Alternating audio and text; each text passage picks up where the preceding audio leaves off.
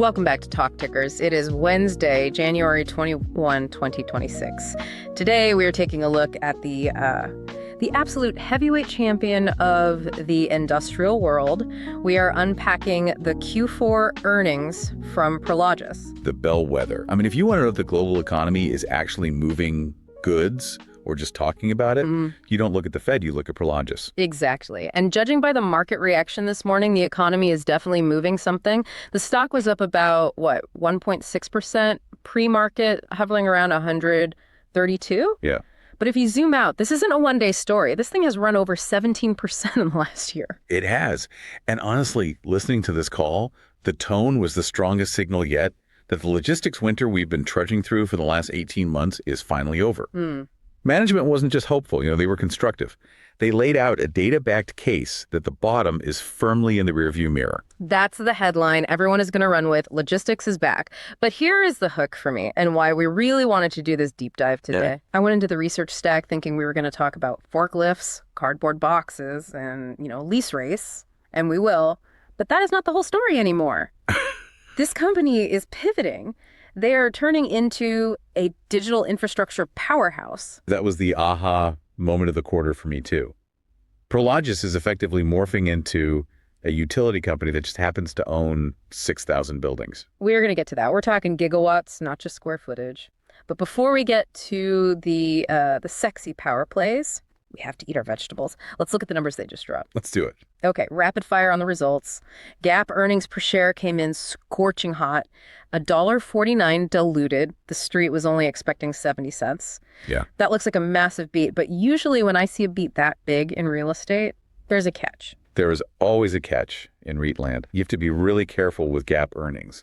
That 149 includes what we call promote revenues. Right. Basically, performance bonuses they earn from their investment funds and some one-time gains. Those aren't necessarily recurring. It's like finding a $20 bill in your winter coat.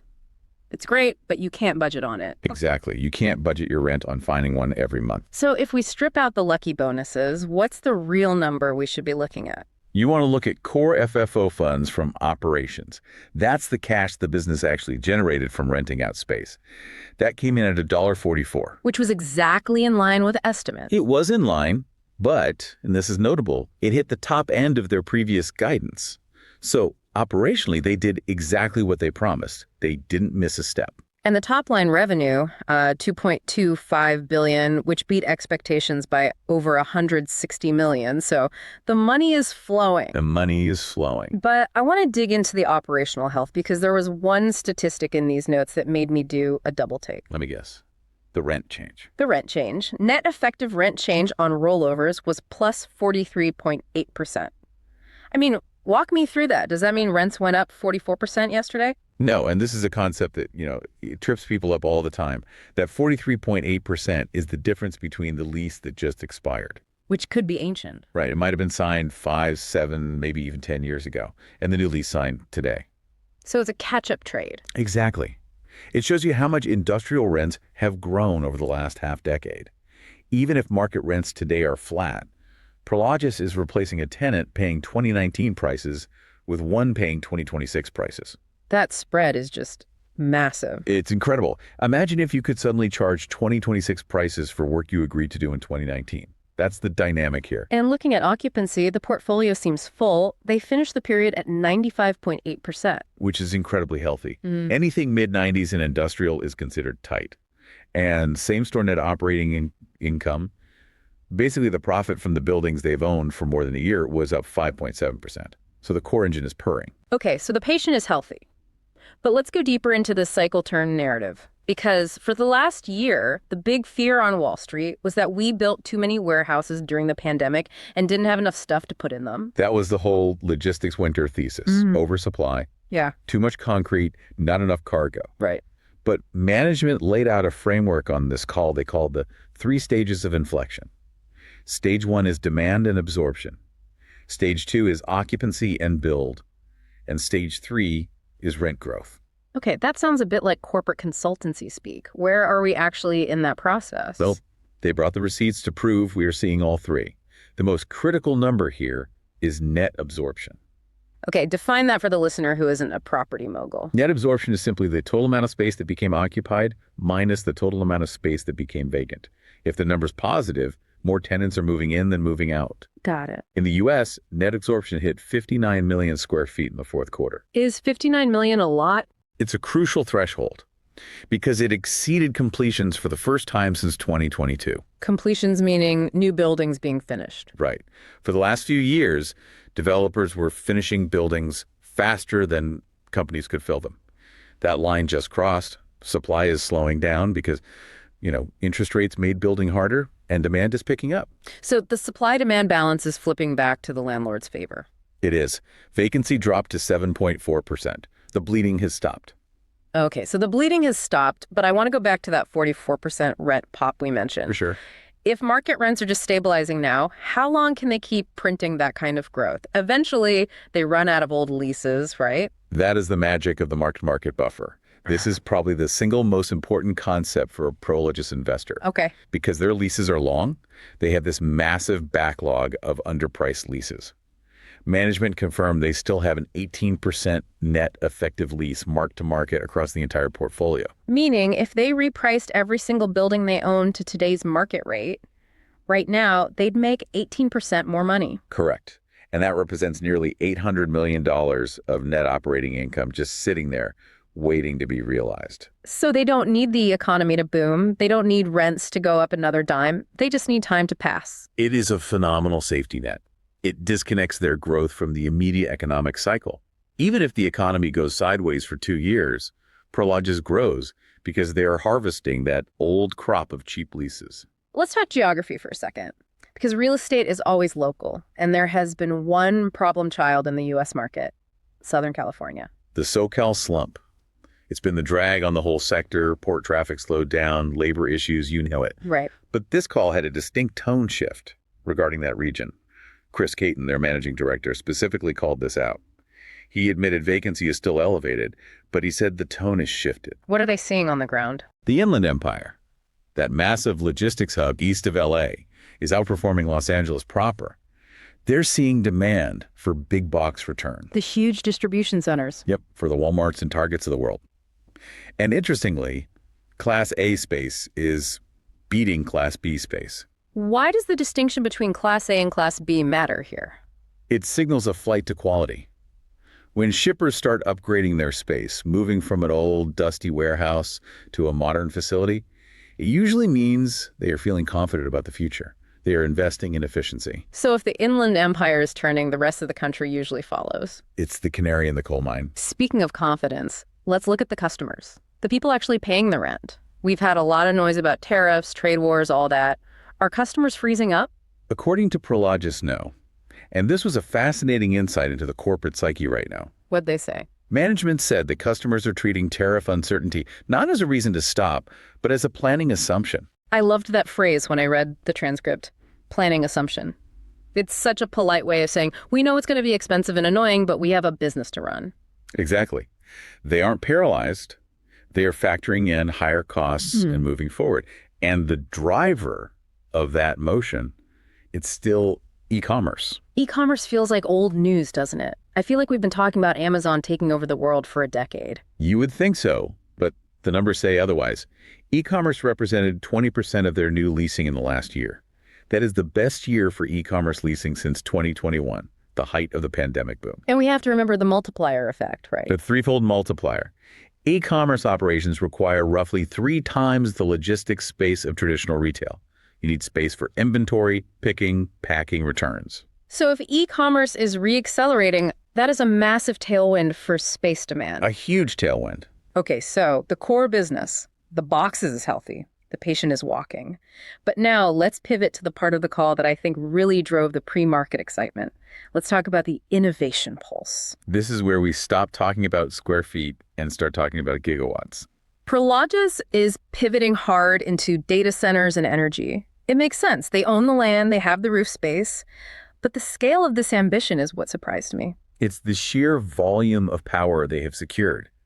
They announced they now have access to 5.7 gigawatts of power in their pipeline. 5.7 gigawatts. Give me some context. Is that a lot? It's massive. Yeah. A large nuclear reactor puts out about 1 gigawatt. Yeah. So they have access to nearly 6 nuclear plants worth of power capacity in their pipeline. Wow. And 1.2 gigawatts of that is currently in LOI letter of intent or pending lease execution. So that 1.2 GW isn't a pipe dream for 2030. That is real demand right now. It is imminent. And here's where it impacts the financials. For their 2026 guidance on development starts, they expect approximately 40% of that activity to be data centers. Wait, 40%? 40%. Nearly half of their new development capital is going into digital infrastructure, not traditional warehouses. That is a structural change in the company's DNA. So explain the strategy to me. Are they becoming a data center operator? Are they going to be running the servers and cooling systems? Because that seems like a totally different business. No, and that's a crucial distinction. They're playing what I call the shell game. Management expects 60 to 70% of this activity to be powered shell. Okay, unpack powered shell for us. It means Prologis builds the building, the physical hardened structure, and they bring the massive power connection to the site. And that's it. And then they hand the keys over. They hand the keys to a Microsoft or an Amazon or a Google and say, you put in the servers, you put in the cooling, you run the fiber. That seems smarter. It's lower risk. It's incredibly smart. It leverages what Prologis is already good at: navigating zoning, pouring concrete, and dealing with utility companies. They aren't trying to be technologists. You're being infrastructure providers. Exactly. They take the construction risk, but they don't take the technology risk.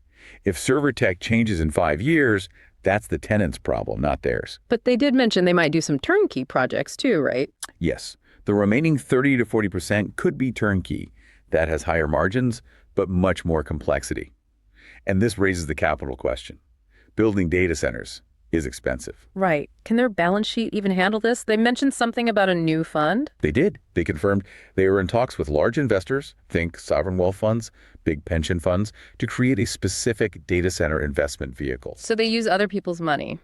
It allows them to enhance their return on equity by using other people's money to fund the heavy construction, while Prologis collects management fees and development fees. Classic Prologis. Use the balance sheet to secure the opportunity, then bring in partners to fund the scale-up. Exactly. And briefly on the energy piece, they surpassed their goal of 1 gigawatt of installed solar and battery capacity. Is that actually making money, though? Or is it just a nice ESG slide in the deck? It's making money, but right now it's nominal compared to the billions in rental income. But think of it as a moat widener. A moat widener. Yes. If you are a tenant and you need power reliability and your landlord can provide rooftop solar and battery backup, that makes the lease stickier. You aren't going to move across the street to a dumb building just to save a few pennies on rent. You stay for the power reliability. That makes sense. Okay, let's move to the investor context. What are they telling us about 2026? The guidance was solid. They are forecasting 2026 Core FFO in the range of $6 to $6.20 per share. And for context, FactSet had the consensus at 613. So they are right down the fairway. Right down the middle. No surprises, which investors love. They are guiding for same-store cash NOI growth of 5.75% to 6.75%. Very healthy. And on capital deployment, how much are they spending? They are planning development starts of $3 to $4 billion. And remember, 40% of that is data centers.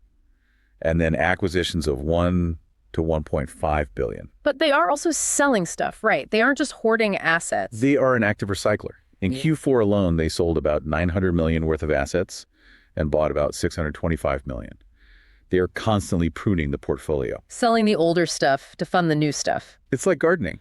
You prune the dead leaves so the new flowers can grow. There was one valuation nugget that caught my ear. Management made a comment about their land bank. Yes. This is one of those things that usually gets buried in the footnotes. They pegged their land bank valuation at roughly 110% of fair market value to book. Translate that for the listener. Why should I care about book value? It means the land they own is worth significantly more than what it's listed for on their balance sheet. There is hidden value there. The market might be valuing them as a warehouse company, but they are sitting on land, often in prime power-constrained locations. That is worth a premium because of its potential for data centers. It's like buying a farm and realizing there's oil underneath it, except in this case, the oil is a substation connection to the power grid. That is a perfect analogy, and they are capitalizing on it globally. They mentioned the IPO of their China REIT and the new U.S. Agility Fund. They're finding ways to monetize every part of the platform. So if we look at the big picture here, Prologis is telling us the freight recession is over, rents are going up, and oh, by the way, we are one of the biggest power developers in the world now. That's the summary. The debate has shifted. It used to be, can they defend their income?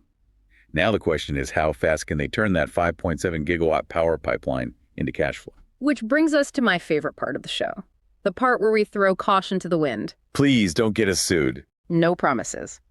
It is time for our This Is Not Financial Advice segment.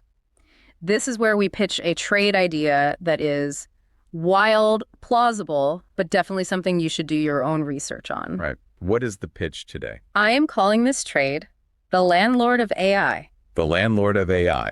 Okay, I'm listening. Here's the logic. Everyone in the market is chasing NVIDIA, or they are chasing the pure play data center REITs like Equinix or Digital Realty. Sure, that's the crowded trade right now. Everyone knows AI needs data centers, so they buy the data center stocks. But the bottleneck for AI right now isn't chips anymore. It isn't even cooling. It is power and entitled land in tier 1 markets. We are talking Northern Virginia, Silicon Valley, Chicago. Agreed. You can't just build a data center anywhere. You need to be near the fiber backbones and, crucially, the heavy grid infrastructure. Exactly. And who owns 14,000 acres of land and 6,000 buildings, many of which are right next to those consumption centers? Prologis.